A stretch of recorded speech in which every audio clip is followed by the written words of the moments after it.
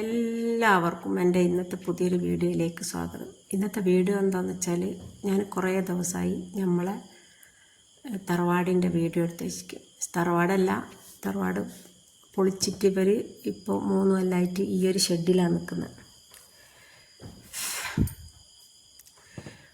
ഷെഡാണെങ്കിലും ഇതിലെല്ലാ സൗകര്യമുണ്ട്. കട്ടിലുണ്ട്, കിടക്കുണ്ട്, മറ്റേ ഫ്രിഡ്ജുണ്ട്, അലക്ക് മെഷീനുണ്ട്, പിന്നെ ഭക്ഷണം കഴിക്കേണ്ട സൗകര്യമുണ്ട്, സാധാ അടുപ്പുണ്ട്, ഗ്യാസ് അടുപ്പുണ്ട്, ഇൻവേർട്ടറുണ്ട്.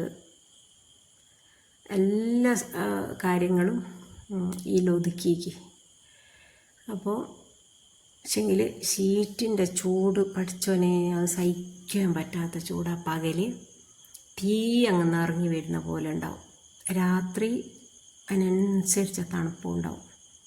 നമ്മൾ ഇവിടെ ഉറങ്ങലുണ്ട്, നല്ല തണുപ്പുണ്ടാവും. പക്ഷെങ്കിൽ പേടിച്ചിട്ട് ഉറങ്ങാൻ പറ്റില്ല. നോമ്പ് സമയത്ത് മാത്രം അവിടെ ഉണ്ടാവും.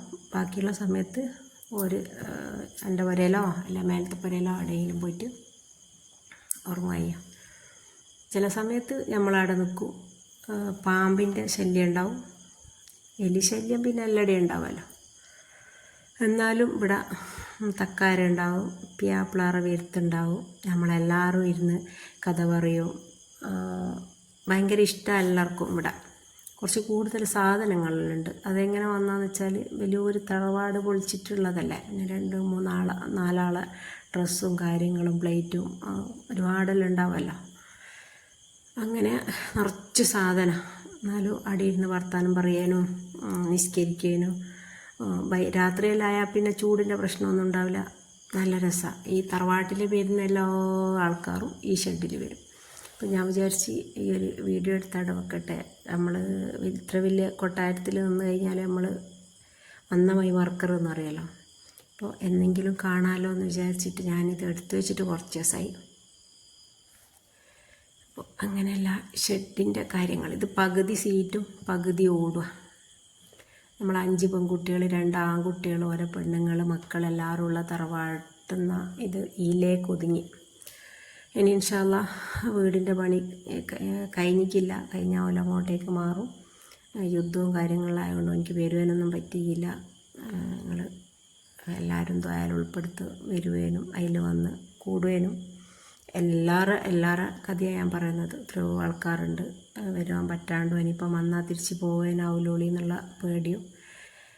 അപ്പം അങ്ങനെ എല്ലാ കാര്യങ്ങൾ എല്ലാവരും പരസ്പരം അങ്ങോട്ടും ഇങ്ങോട്ടും പ്രാർത്ഥിക്കുക. അതേ ഇനി രക്ഷയുള്ളൂ. അപ്പോൾ അങ്ങനെയാണ് നമ്മളെ തറവാട്ടിലെ ഷെഡിലെ വിശേഷങ്ങൾ. പിന്നെ ഇത് പഴയ പുരേൻ്റെ കുളിമുറിയും ബാത്റൂമും.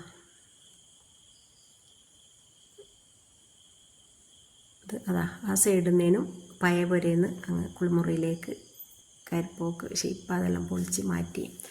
അപ്പോൾ ഇത്രയൊക്കെ തന്നെയാണ് വീഡിയോ ഉള്ളൂ. വീഡിയോ ഇഷ്ടമായാൽ ലൈക്ക് ചെയ്യാനും ഷെയർ ചെയ്യാനും സബ്സ്ക്രൈബ് ചെയ്യാനും മറക്കല്ലേ.